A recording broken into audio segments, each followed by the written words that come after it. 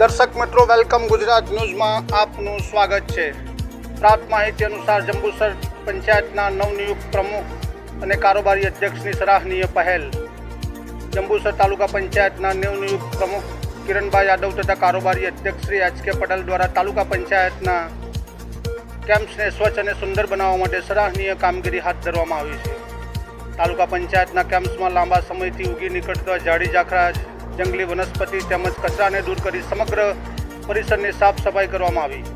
આ કામગીરી બાદ તાલુકા પંચાયતનું કેમ્પ સ્વચ્છ, સુંદર અને સુવ્યવસ્થિત બન્યું છે, જેના કારણે કર્મચારીઓ તેમજ અરજદારોને પણ સ્વચ્છ વાતાવરણનો લાભ મળશે। સ્થાનિક લોકોને પણ પ્રમુખ કિરણભાઈ યાદવ અને કારોબારી અધ્યક્ષ શ્રી એચ.કે. પટેલની આ પહેલને આવકારી છે।